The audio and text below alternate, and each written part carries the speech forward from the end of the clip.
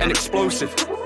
Every opponent, energy going, energy going, and energy going, energy going, energy going. Trying to keep this energy going, energy going, energy going, energy going. Trying to keep this.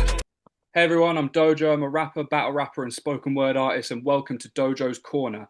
This is the show where we'll be having long-form conversations about all things rap and battle rap. Think inside the actor studio, but for rappers. So I've currently been getting into Lost at the moment. I'm like 5,000 years too late. But what I've noticed watching that was the pilot episode for that show at the time had one of the highest budgets ever, with it being $10 to $14 million.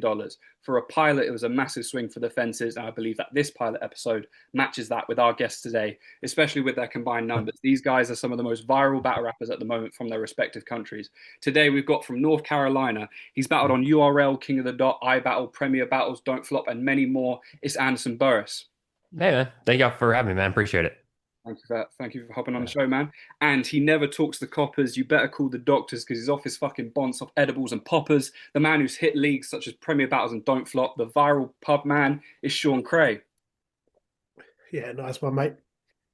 I should have practiced that intro 10,000 more times. But yeah, that's what's happening today, guys. I want to be talking about numbers in battle rap, virality, accessibility, how battle rap can progress, and get a conversation and debate going about that, because I think you guys are some of the best examples for that from both England and the UK.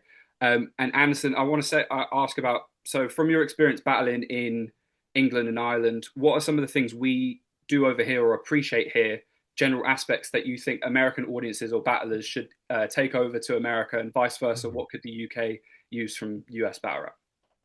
That's a great question. I think my favorite thing about coming to the UK is definitely just the crowds. I think the atmosphere, and you ask anyone that is that's battled in America that goes overseas to the UK and stuff in Ireland, the crowd it's definitely the most engaging and excited crowd that you ever get to rap in front of, because I guess mainly because y'all don't ever you don't have as many events that we do here in the States. But it's just a really great atmosphere. And when we go back to America, we really wish that we could, take some of that atmosphere. When you rap, it makes you feel like kind of back in the earlier days of battle rap, where it's just more fresh, it's more exciting, and the fans are there to really just kind of enjoy the art that they're paying to watch. In America, it's a lot of the fans are kind of talking during the battle. There's not really like a big spectacle anymore for them, but in the UK it definitely is, and so I love the crowds. Nice one. And Sean, what do you think of that crowd element from us? And like, what do you think we're? Do you know what it is? Yeah. It's kind of similar to the boxing. I feel like UK crowds in the boxing, the way that Eddie Hearn has sort of tailored Matchroom towards the like a drinking culture and that kind of people, where like they'll I just feel, I've never been to watch the boxing in the States, but it seems a bit more serious over there, whereas a lot of the fans over here, they like to come and sing and all this at the boxing. And it's two different cultures, really. Like I feel like over here people are a bit easier to kind of let their hair down and make noise where they kind of need to, rather than trying to be a bit too serious.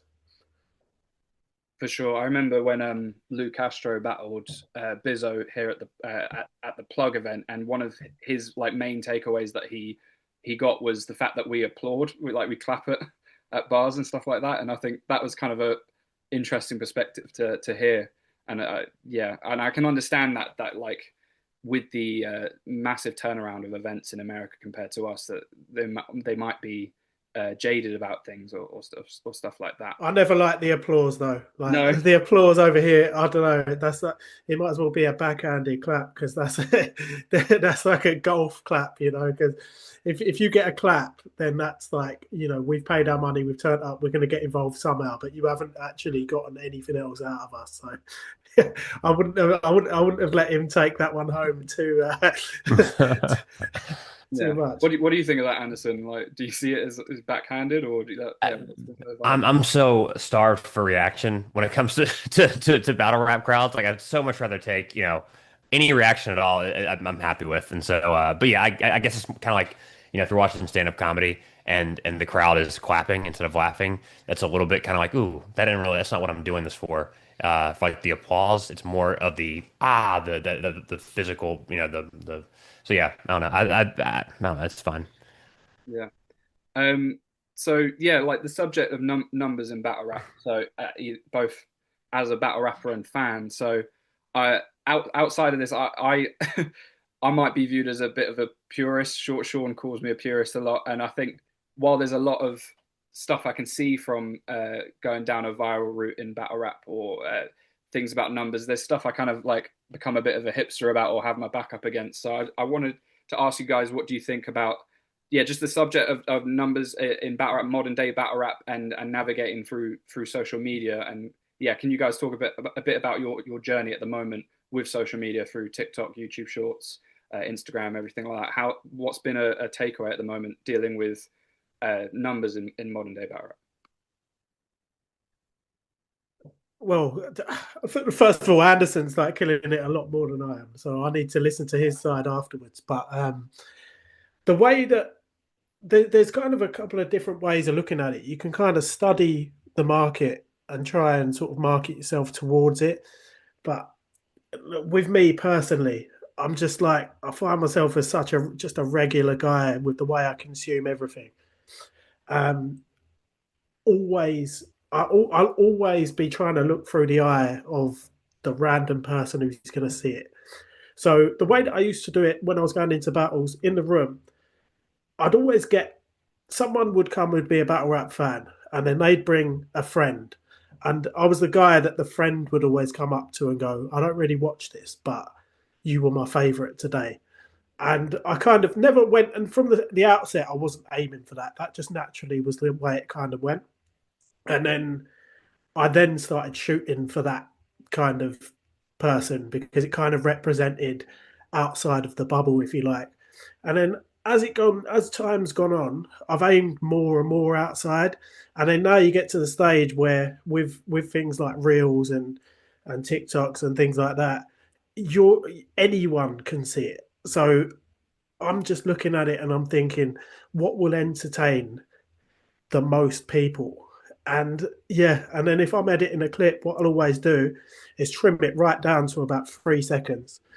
And that's all it is that I'm looking at. And I'm like, would I swipe on that or swipe by, or would I hang around? And then that's whether or not I choose to go with it. But I'm interested in what Anderson's got to say, though.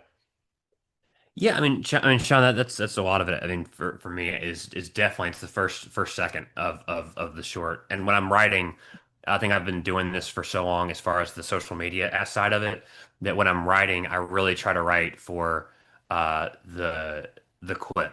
Like the past couple battles I've done, I've definitely been when I write, I think, okay, how's this gonna look just from the editing perspective? Like, how am I gonna do the effects on this? And it's kind of pointing out ways to grab attention, early. And then the biggest thing is reminding yourself that the audience that you're doing this for does not know what battle rap is. So like when I battled Gas Buff, it was the he won't say he hates black rappers, and because I knew that's gonna grab their attention, and but you don't want to go into like the so many battle rappers, at least in America, their biggest mistake, in my opinion, is the name flips. I think name flips are a cancer. It is so boring. It's unless you're like Rumnitty, name flips are just not going to blow people's minds, and it's such a limiting thing for outside people because they have to know the person's name. It's gonna be some bit of wordplay that kind of goes over people's heads. It's just not very interesting, and so I think that people really rely on kind of the 1-2 punch and the name flips way too much, and you have to be more. I think the thing that that Sean's probably noticed with his stuff doing well, and same with me, is I think it's the authenticity. It's like you really have, Sean is like the epitome of like just like your everyman. A lot of people can relate to him, and it's kind of like if I was in a rap battle, I think I'd be kind of acting like Sean is acting, and I think that's kind of you have to kind of be kind of true to who you are as a person. Like O Solo is a great example of like someone that is so unique and so just this character that he's playing, and it does so well on social media because it resonates with the crowd. I think the more of a act you try to put on to sound cool and distance yourself from the average person. And yeah, so I think the big thing is just trying to remember they don't know the stuff that you're talking about. So be very vague and you know the biggest test for me is always wrapping it for my mom. If my mom can understand what I'm saying, I know it's gonna be pretty good because if she gets like mortified with the stuff I'm gonna say, I know that like the average 60-year-old white woman can get it. Then that means everyone on social media can get it. Because if you look at I looked at Charlie Clips and I looked at Arsonal as the two highest viewed battle rappers. The things they have in common are they are super easy to understand. You could show an Arsonal battle to any person on the planet that speaks English, and they're going to know 100% this is a rap battle because this guy is saying mean things. He's not doing super lyrical, tough to understand bars. It's very digestible, but it's effective. And I think if you can take your own style and try to make it as digestible as possible, that's kind of the recipe to succeed on social media. Nice. 100%. Like, I mean, I think you've got to you don't want to be rapping like your people that you're fans of. That's what a lot of people will do. They'll go, well, this guy's great. I'm a massive fan of that. I'm going to try and do that. No, your starting point needs to be you. And if you instantly look like what you also are, it kind of helps as well. Another thing I see a lot of people do with their clips is there's too much going on in the clip. Like I never like the whole thing where it's split in half and you've got the same image going twice from a different angle, and then there's writing everywhere. And people are I know what they're trying to do with a lot of the writing is they're trying to sort of transfer it to the YouTube, to the video. So you've got the name of the battle and everything. For me, I find it's more successful if straight away I think the pit battles are way better. They look visually way better than the stage ones do. And then what I'm trying to aim for is for it to look something like someone is stood in the crowd watching a pit battle and just filming it on their phone. Obviously, it's not going to be that. It's going to be way better quality than that, and it will switch angles. But if that's the kind of feel, if in those first 3 seconds it almost feels as if someone's just captured. Look at this guy. Look at this English guy who's just in the middle of a rap battle. I just feel like that's what grabs people because you know what it's like. People can watch a 30-minute battle with like Loaded Lux and they're going to think it's freestyle, and it's like, so they're going to watch me and they're going to think it's freestyle. Like so, yeah, that's always the feel that I'm going for. But like, what works for someone won't work for someone else. But that's what I'm always going for. I don't think I'll do too many stage ones anymore. I feel like the pit ones just look better for me. Yeah, but I think the captions are so interesting because like I think subtitles are important. I think because a lot of people watch social media stuff with the volume off, and also I really loved when I kind of figured out I could highlight certain text yellow that corresponds with like a metaphor, and help people like if I said I'm locked in with Arsonal and made locked in with Arsonal yellow and then said I'm a doomsday prepper and then put doomsday prepper in yellow. In your mind, you can kind of, these are kind of, and it helps people kind of understand the bars that you're saying. But to Sean's point, I think people go way too overboard. They make their text way too difficult to read. The fonts it just needs to be a basic, a very, very basic font that's easy to read. And then personally, I hate the animation with the captions. There's just no read for it to come in and come out. Like just make it. It shouldn't be the most exciting thing in the video. It needs to be, very basic captions that are accurate. And yeah, to Sean's point, I don't like the multiple angles in the same thing. The only reason I like to have sometimes the person rapping up at the top and the person they're rapping to at the bottom, so you can kind of get their opponent's reaction. And then and then the rest of it is just kind of always having a little bit of camera movement somewhere, and just kind of those smaller things. But yeah, that's a great point, Sean. I think that people make it way too distracting with the text. Yeah, it's just a bit of an overload for the viewer. Like if it comes up and they've got to look everywhere, you just got to think that you are dealing with the laziest generation of people.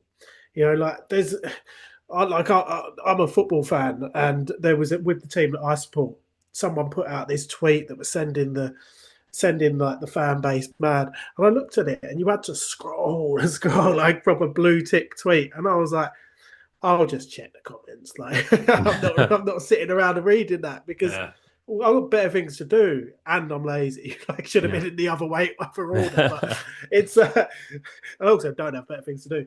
But yeah, it's that's what it is. You just got to spoon feed it, and that starts at the writing stage. It's not like you can't just battle your normal way and then try and edit it into a clip. Sometimes that'll work, but you've got to be right from the word go. You've got to be like, let's get this digestible. And this is where Dojo would dislike that. And we have had a lot of like discussions about this, but I'm like, you just got to kind of put that hipster sort of thing on the shelf sometimes. You might have a battle where you're like, all right, this one means something. I don't really care about the clip so much. Let's do it and let's battle someone if that's what you want to do. But if you're gonna just do that all the time and then you're gonna get no engagement on your clips, nobody watching it, you can't really complain. You have to do something about it because there is things that you can do. Yeah, I for like I'll give an example to that. I battled Tech, who is like 7 foot, will like come from different backgrounds and whatnot, and I showed Sean a clip that I was making where, because Tech shoulder barges people, I thought, you know, great shock value moment, I'll shoulder barge him back. I do that as the hook at the beginning of the thing, and then it just leads into normal battle rap bars, and he's like, cut it all up, literally just quick interaction. But in the back of my mind, I'm still thinking, oh, but you need the context of what I'm saying, you need the context of what he's saying, and it's a difficult line to toe for me. Or like, yeah, I guess, how do you guys toe the line between being naturally accessible so that people can get into the art versus like the worry of, like, I'm not saying that this is the case, but the worry of essentially watering down things? I think you have to. That's been definitely a challenge on my end. I respect this art form so to an unhealthy level. Like I have a very weird purist respect for it, obsession with it. Um, but I think that you have to kind of earn the gimmicky stuff. I mean, like last year, I turned water into wine in a compliment battle. I'd solved the Rubik's cube. These are very gimmicky things. Um, but I wanted to make sure I felt like if you draw them in with like the gimmicky stuff that you do, then when they come in and they see the other stuff you're saying, I want it to be as layered and as I want it to be as impressive as possible to the battle rap fans, but it also needs to be accessible enough to bring in new fans. And I think like Daylight kind of strangely is kind of like that, where he has the weird, at least back in the day, he had all the antics and stuff. And he would be like, "Oh, this is the guy that crapped in the middle of a stage and stuff." But then when you come in, you actually watch the stuff he's saying. It is very layered, so it's kind of that gimmicky thing to get people to come in. But then once they're in, they're like, "Oh, there's a lot more here than just the stuff that made me stop scrolling the first time." So it's a funny one as a battler or as a fan, dealing with just that line between naturally accessible, getting people into the art form and the scene to begin with, versus, say, the negative worry of it being watering down. But for instance, for me, like, I've got to address the fact that there's no way I would have been this deep into battle rap watching battles like Jack Tripper versus Tink the Demon without watching these viral starting point battles such as Blizzard versus Mark Briss, which is student versus teacher. So you need those like archetypes, or Anderson, what you were saying with like gimmicks or anything that might be on the novelty side. Like, it's not something to turn your nose up at. And like, obviously I know to be battling in the modern day age of battle rap is not a self-serving thing, whereas people might try and hit battlers that market themselves with that angle. But you guys wouldn't be self-serving. Like, you guys definitely aren't self-serving because you wouldn't be filming events, contributing to the culture, doing everything that you guys do for it. So yeah, like, how do you guys deal with that that debate, or like that concept? I'm actually right in the middle of a bit of a situation where I do kind of think my last maybe 2 or 3 battles have been a little bit too watered down. It's something that I've kind of I felt like I've slipped a little bit too too far that way. So I'm kind of thinking with my next one, I'm going to try and tip the scales the other way, or just try and bring it somewhere into the middle. So yeah, it is a balancing act. I mean, you could go in there and 100% just try and make everything completely accessible and go that route, but you will end up annoying people of the scene. I've been watching battle rap very very closely from Mike Assassin, which was 2005. So you're talking 21 years. Really, really been a massive fan of it for a long time. Like everyone, it went up and down over the years, but I definitely have love for it, and I've got respect for it. Like more importantly, so as much as like I'm trying to push boundaries, I will always try and not disrespect it. So you can get random people, or you can get a lot of views on a reel or whatever, and you have people who don't really watch battle rap will be like, "Oh, you're that pub man" or whatever. But but I love it when someone like a Tony D comes up to me, or like Thesaurus is a massive one, and they're like, "You know what? I love what you do," because I'm like, well, there'd be certain people over the years wouldn't get that respect of people like that. And that's where you know that you're hitting that sweet spot if you care about a sweet spot. And it probably is tying you down a little bit because you could go mad and you get even more views, but it's not what you want. You want to try and bring the scene with you if you're gonna go anywhere yourself. So yeah, 100%. It's important to do it that way, but I definitely think that the majority, 99% of the scene, cares a little bit too much. It's if I feel like the people that are your dojos, like, and I mean you as a fan rather than a battler, but like it will take a lot to make you turn off of it and be like, that isn't even worth watching. You guys are loyal, like the same way as I was always loyal over the years, and you can see what it is when we're trying to kind of aim outside the box, and you'll come with it as long as we don't completely abandon it. And I feel like everyone can do a little bit more. Like you were talking about that clip with you and Tech, and it was like I kind of said to you, like this where you've shoulder barged him. I was like, this is one of those classic ones where that's been done loads of times where you can go, oh, like nerdy white guy, like it doesn't have to say nerdy, but like when it's been in the past, Knox like big black guy, and you're like, oh, I totally refuse to do that, and that is the ultimate. That's too getting too cheesy if you go that far. But I felt like there was an angle for you to lean into that a little bit, and you were kind of saying to me like, oh, I'm thinking a bit more like two East London battlers, and I'm like, for me, that's just not. It's not gonna do it. Like if I'm thinking of two East London battle, I'm thinking like Kano versus Wiley. I'm like, it's not what I would necessarily have gone for. But if you're not open to it, you're not open to it. I just if you could just kind of, I'm not meaning to direct this at you, but like No, it's fine. It's with fine. lots of these people, just a little bit, kind of, put your barriers down a little bit and just be a bit more open to it, and you'll probably see a lot more success from it. Yeah, for sure.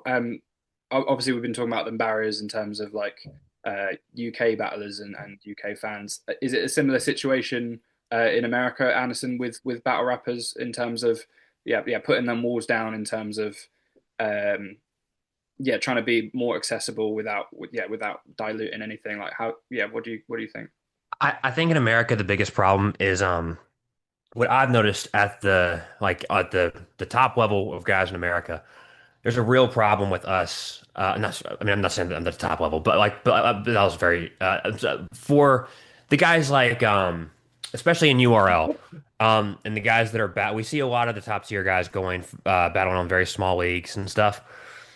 There's a real problem with incentive. There's no incentive for these guys at all anymore because especially behind the paywall of the URL app, it's just not that many people compared to YouTube, obviously.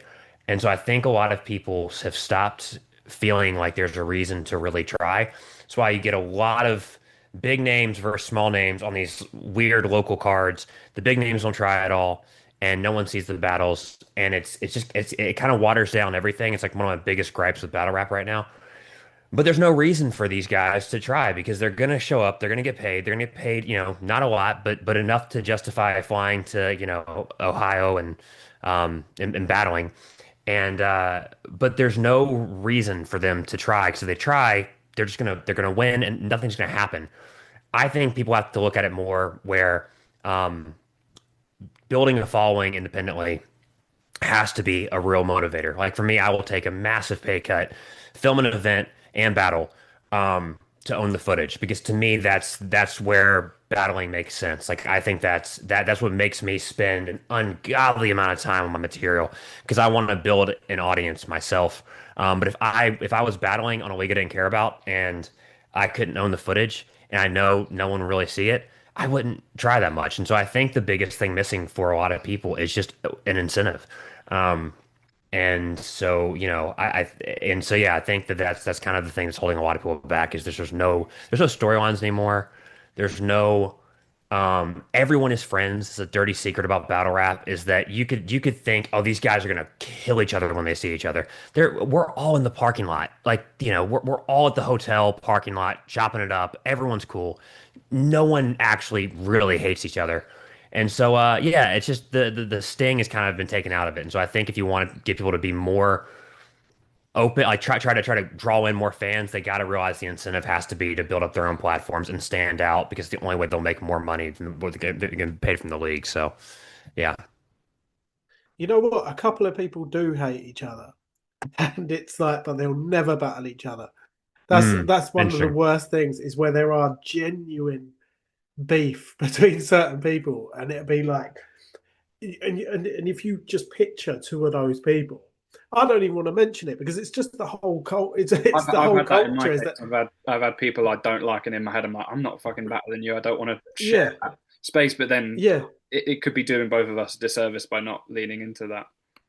That's what I mean, and it's like, yeah, I'm being a pussy, and I'm not even actually mentioning names, but it's like if you put those two people against each other, everyone's going to be interested, and it's just like, but it just never happens, and that's one of the many problems, really.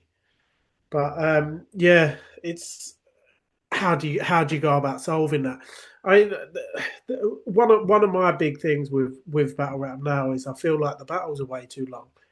I feel like they're hard to watch when they're that long. A lot of people won't even click on them when they see the length of them. And then for the battle rapper that's actually writing, when we're talking about incentive, they've got to write like 150 bars. Like it's really like it's a big thing to commit to write into a battle with dense material.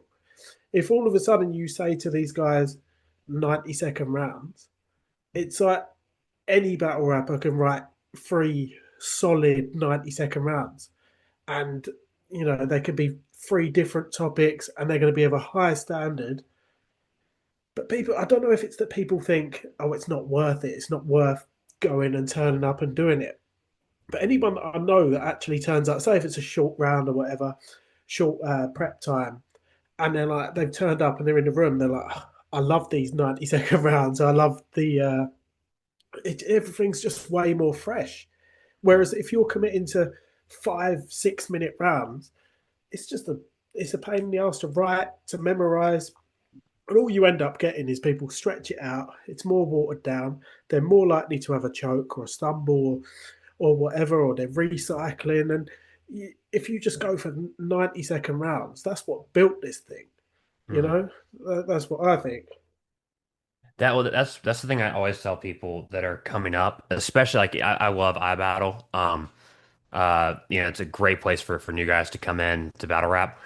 One of my complaints though, and I think like even like Lex, the owner of iBattle, probably feels this too, is when the new guys come in and they do three rounders and it's like a 6 minute round. I feel like we've all experienced this where it's just these new guys. The guy gets done. They each get done rapping one round. It's like 7 or 8 minutes, and then you hear all right, top of the second. And you're like, this is a three rounder. And your heart just sinks because you're like, there's no way we can endure this. We're only a third of the way done. And you never, as a new battle rapper, you never want to give the crowd the feeling of get this guy off the stage. You would so much rather have them go, oh man, I wish we got more of this. And people cannot understand that because when you're writing that much, it's so much more to memorize. You're making it so much harder on yourself to remember everything. You're getting the odds of you choking go way up, and you make it boring for you kind of kill the crowd for the rest of the event. There's just no upsides.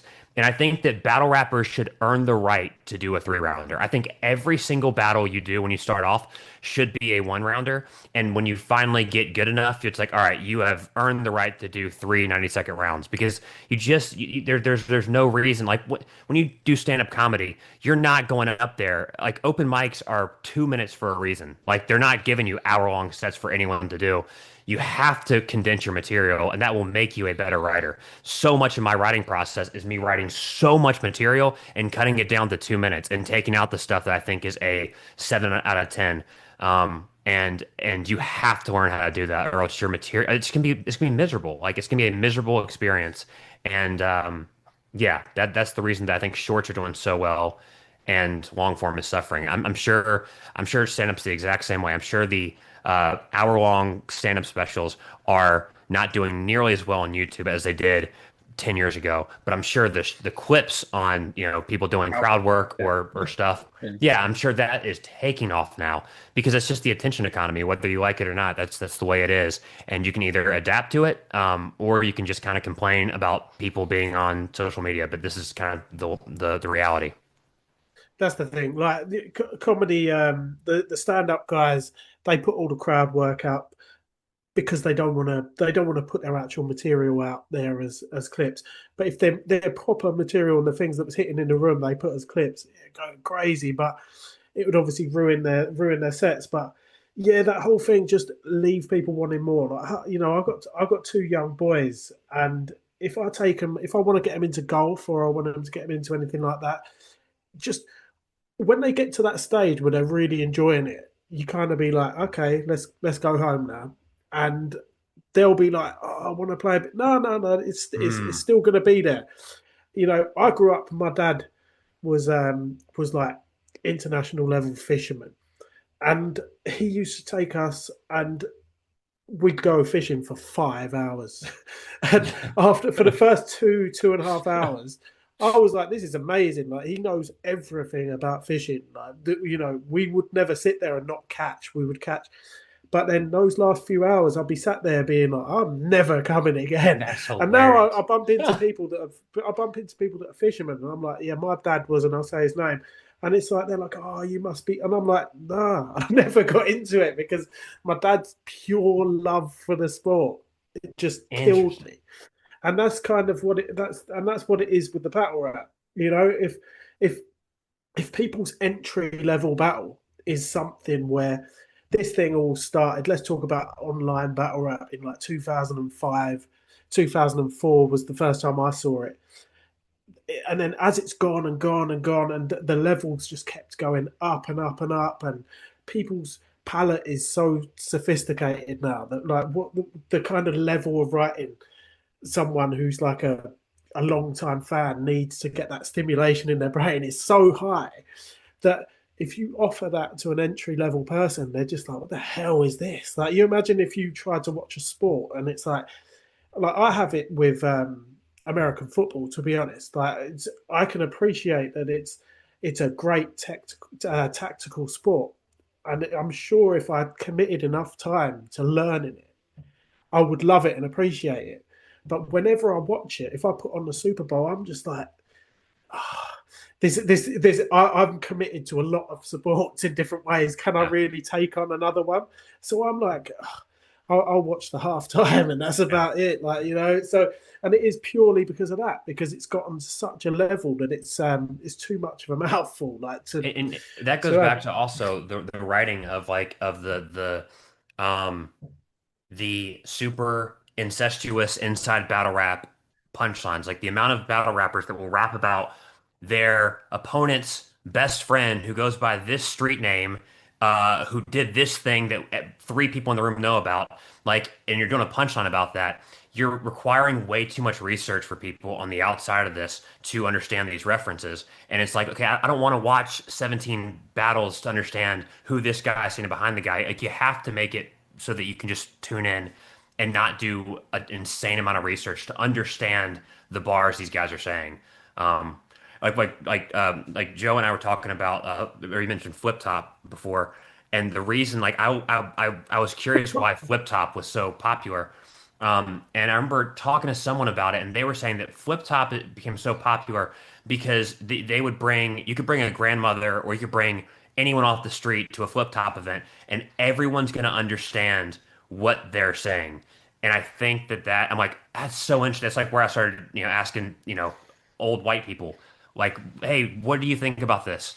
And just, to kind of get, if they don't understand any of it. And I realize if I have to go, okay, before I do this round, you do have to know this about the person and this about the person. And I'm like, okay, then that should take this out because it's not going to connect with your average person. And so, yeah.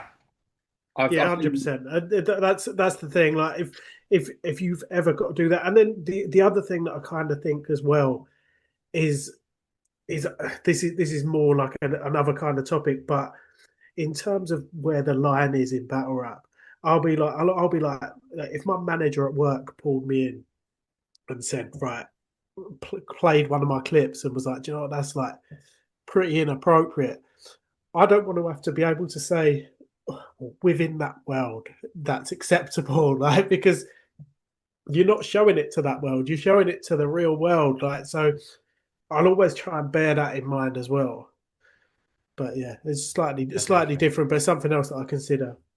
yeah, I've been nodding to a lot of what you guys are saying because I've been that battler guilty of doing those things. I've when I battled Black T, I felt that was like me working up to a battle. So I thought I'd earn my way to a long round. I did a 4 minute third round, and I fucking hate it now. So it's like I've made those niche references, but that's probably due to just my love of the sport of it.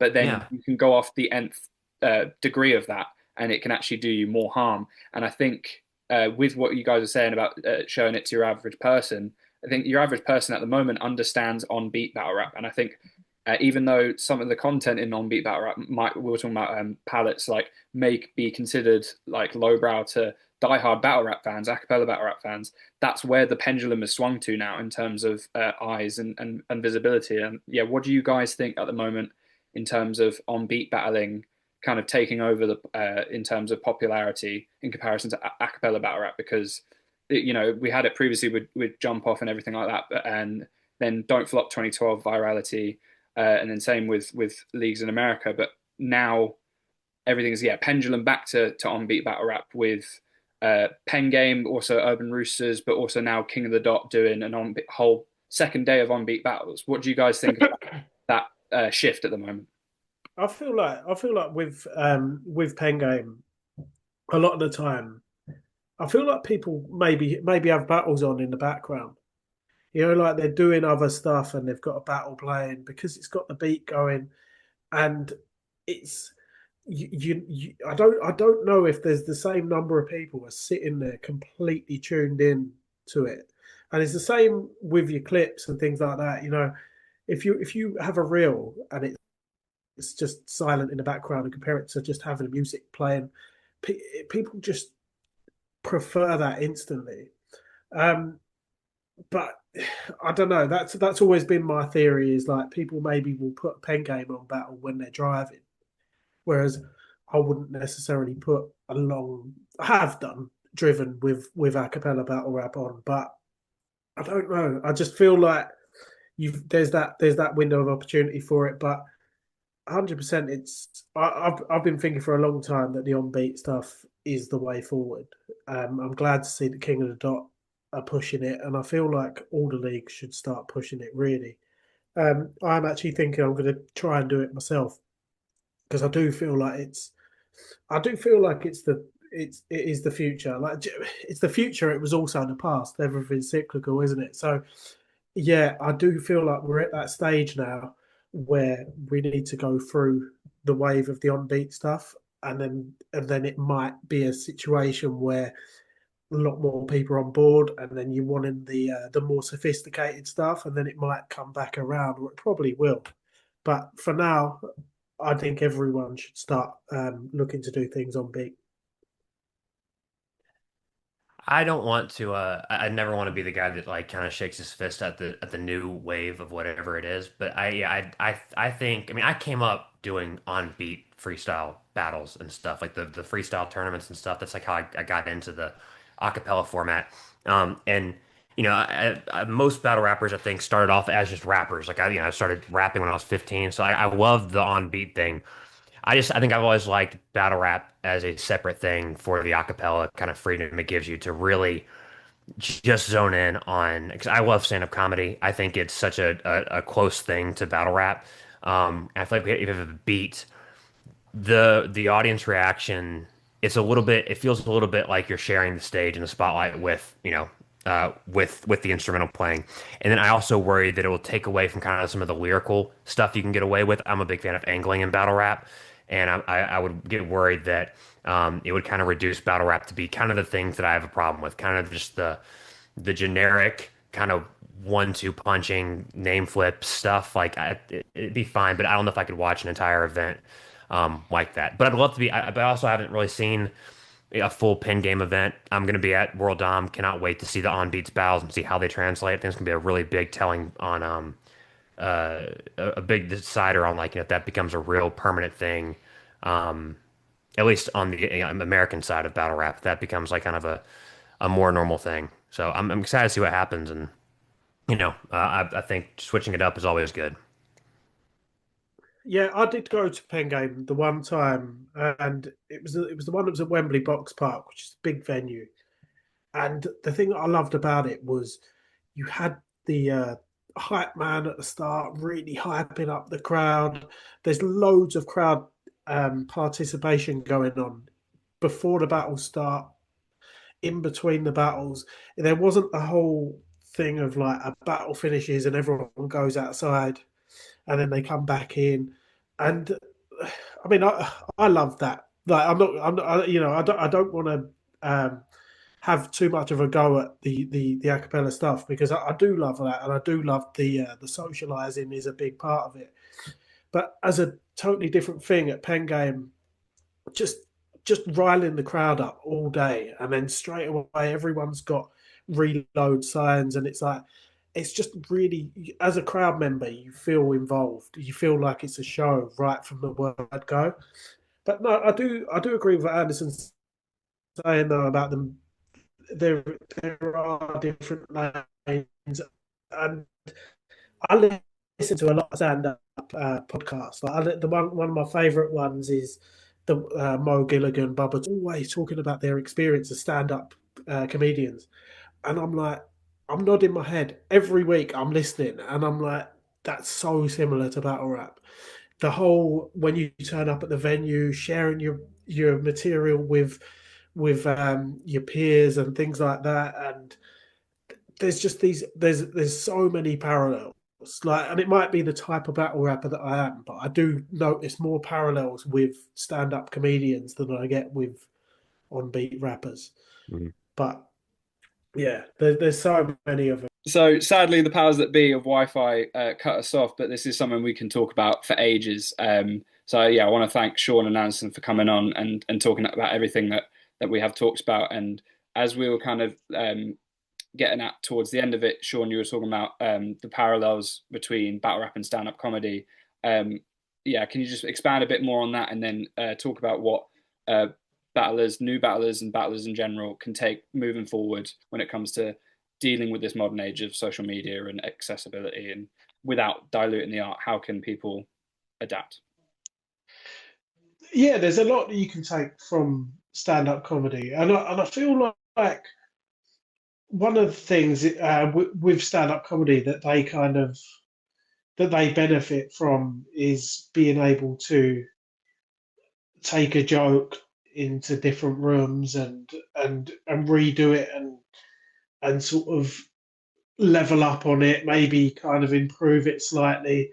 Well, like obviously, like we can't go and use a bar somewhere else exactly the same, but you can kind of you can work on what's worked for you before and try to implement it elsewhere. Like it's all about just trying to like listen to your feedback, and and it's almost like the way that you end up building yourself as a character is you kind of let the crowd and let your reactions dictate what your path is going to be. It's like with me myself, it's kind of like I never really set out to be like, oh, let's be this pub man and let's do all the things that's kind of happened with me. I've kind of looked at what my opponents have said to me and I've reacted off of that. I've reacted to the way that the crowd react to certain things and be like, well, okay, you'll maybe watch that back and be like, well, I'll do a little bit more of that. And instead of just everything being about the pen and paper and just trying to just work and to come up with the ultimate bar, just be a little bit more relaxed with it and let the reactions of your opponents or the crowd just kind of dictate which way you're going to go and just go with the flow. Really, like it's just that's the way that you end up etching out this character for yourself. You know, if every single battle you just go back to the drawing board, you keep watching what your favourite battler's doing, and just be like, oh, you know, this is how I level up, or let's copy what they do. Or one of the things that really bugs me is like lots of people will copy what like these trends are that are like that are set by URL. I don't even watch URL, so it's like lots of times these trends will happen, and I only spot that they're a trend because people in our country start doing it. And it's like I'm someone who's like a big battle rap fan, but because I don't have the app, I don't really see a lot of this stuff. So it's like, why are you copying other people? Just literally just do what you do what you like and you enjoy and what the crowd seem responsive to of the way you do it and just do more of it. Lean into these little things that pop up. Like every now and again, you'll have a battle, you'll have a big moment, or even like if your opponent has a big angle about you that resonates. That's the biggest clue. They have an angle about you, and the crowd are all going mad. It's like, oh, okay, that's because that's what they see me as. Okay, if it's a really terrible thing, like, then you maybe sidestep it. But if it's something that you can just kind of be like, well, yeah, I'll own that, and I'll be that. And then you'll kind of, that's what the pub man thing was. I didn't come in here to try and do it. People kept doing it to me. People kept laughing at it when they were saying it. And I was like, do you know what? I'm just going to own that. Even one of the bars that someone said to me, the Oi Oi bar, was said to me by Free Will. And I was like, okay, that got a big reaction. I'm just going to own that. I'll say that myself. And yeah, it helped that the battle happened before the Free Will battle came out. So, but yeah, it's. I think that that's helpful as much as anything. For sure, man. It's been interesting hearing you guys talk about all this and kind of like soak up game on terms of adaptability, but also owning people's preconceptions of you or misconceptions of you and everything like that. And it's important for myself and other battlers to, whilst we might be more married to the diehard niche purist parts of battle rap, to not be fully married to that and try and convert people to that and own things a bit more. So yeah, I just want to say thank you again for coming on the show, man. This has been the first episode, and I think it's been a great episode to start things off with. Where can people find you on all social media platforms? Sean_Kray on Instagram, Big Sean Kray. Oh, well, I don't know why I went with a Big Sean Kray on TikTok. That's what we want to go for. So, Anderson, from what you were getting from that, especially with the pendulum shift with on-beat battle rap, what are your just general thoughts at the moment going forward with accessibility in battle rap, how battlers can adapt without watering things down? What's your general consensus? I think overall, battle rappers have to realize that there's just been a kind of changing of kind of the guard when it comes to how we consume content. And you can continue to, rap for kind of the battle rap community and just kind of do like the inside battle rap references. But I think you have to realize that if you want to adapt and you want to kind of make this culture grow to the potential that I think it deserves to be at, I think you have to realize that you have to treat battles with way more kind of respect. Like don't take battles because you just want to battle. Like you have to be excited if you want to put on a show. Like you want to really take your performances seriously and try to build your own brand. I feel like that's been kind of the theme that we see. Like so many people come, like so many big names and big sponsors come into battle rap all the time. They're around for like a year and they leave.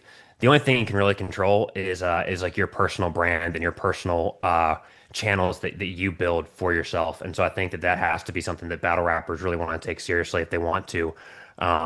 If they want to not even stay in battle rap, but they want to stay motivated. Like motivation is the most important thing. The last thing you want to be is stuck in battle rap, not feeling motivated, but feeling like you have to do it because it's the only creative outlet you have. You want to enjoy the thing that you're doing. You don't want to feel like a job. And so, yeah, I think kind of pushing yourself to try to do things outside of the box and things that can bring in people is always a good way to go without, the selling out factor of being just watered down. Yeah, brilliant. Thanks again for coming on, man. I really appreciate it. It's a topic I can talk about forever. Yeah, I know.